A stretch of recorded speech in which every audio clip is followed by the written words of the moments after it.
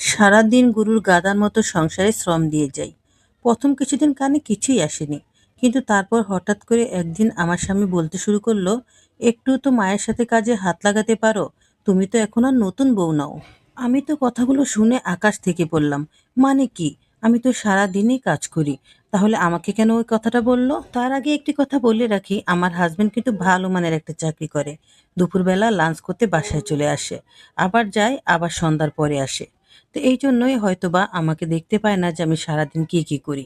তাই হয়তোবা এই কথা বলেছে। অথচ আমি বুঝতে পারিনি আমাকে নিয়ে কেউ একজন খেলছে।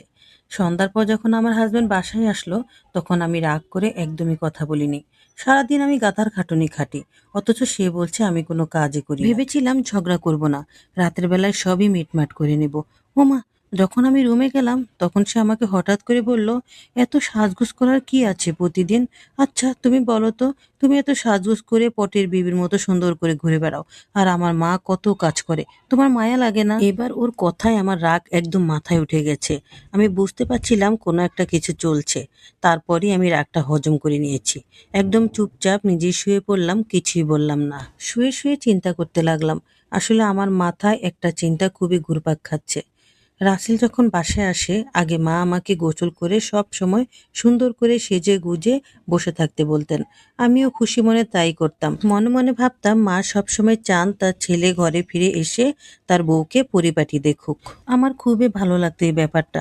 আমি যখন শাওয়ার নিয়ে পরিপাটি হয়ে বের হতাম, প্রায় সময় দেখতাম যে রাসেল ঘরে চলে এসেছে, এসে মায়ের হাতে খাবার খাচ্ছে অথবা মা তাকে চা দিচ্ছে। কিছুক্ষণ আগে এসেছিল। আর সেই সময়টা যে আমার শাশুড়ি আমার নামে অনেক কথা ওকে বলতেন, সেটা আমি কল্পনাও করিনি। আমি আসলে ভালোবাসায় অন্ধ হয়ে গিয়েছিলাম, ঘুণাক্ষরও টের পাইনি আমার পিছনে এত কিছু চলছে। তারপরেও আমি চুপচাপ ছিলাম, কিছুই বলিনি। পরের দিন একটা কাণ্ড ঘটে গেছে। হঠাৎ করেই আমার স্বামীর মেজাজ খারাপ হয়ে গেছে, আমার উপর ভীষণ চটে গেছে। আমাকে অনেক বকাবকি করেছে, অনেক খারাপ ব্যবহার করেছে। আমার খুবই খারাপ লেগেছে। তারপর রাসেল যখন অফিসে চলে গেল, আমি আর ঘরে কোনো কাজই ধরলাম না, চুপচাপ নিজের ঘরে শুয়ে রইলাম। কিছুক্ষণ পর আমার শাশুড়ি আমার রুমে এসে বলল, বৌমা আজকে রান্নাবান্না করবে না? কাজকর্ম করবে না?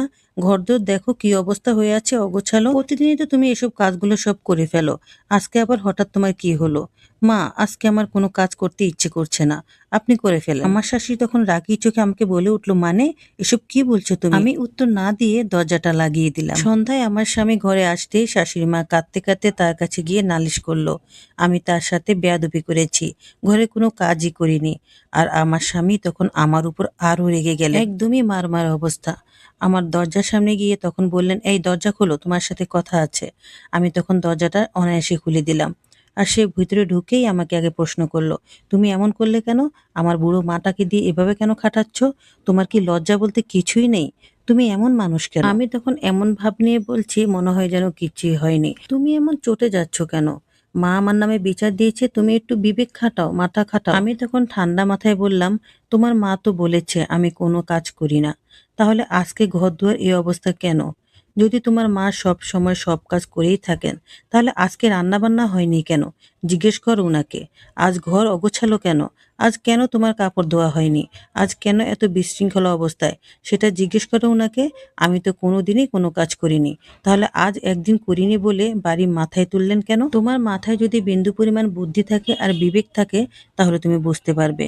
তুমি প্রতিদিন এসে দেখো আমি গোসল করে বের হচ্ছি, তাহলে সারাদিন আমি কি করছি? আজকে ঘরে যে কাজগুলো হয়নি, আর এই কাজগুলো প্রতিদিন আমি নিজেই করি, আজ একদিন না করাতে এই কাজগুলো হয়নি। তাহলে এবার তুমিই বলো, আমি কি ঘরে কোনো কাজ করি না? আসলে আমি তোমাকে কাজ দেখিয়ে করিনি। তোমার মা যখন তুমি আসতে ঘরে তখন বলতো যে, যাও, আমার ছেলে আসার আগেই তুমি পরিপাটি হয়ে যাও, আমার ছেলে বউকে সুন্দর দেখতে চায়। তাই পরিপাটি হয়েছিলাম, বুঝতে পারিনি এটা আমার জন্য একটা চাল।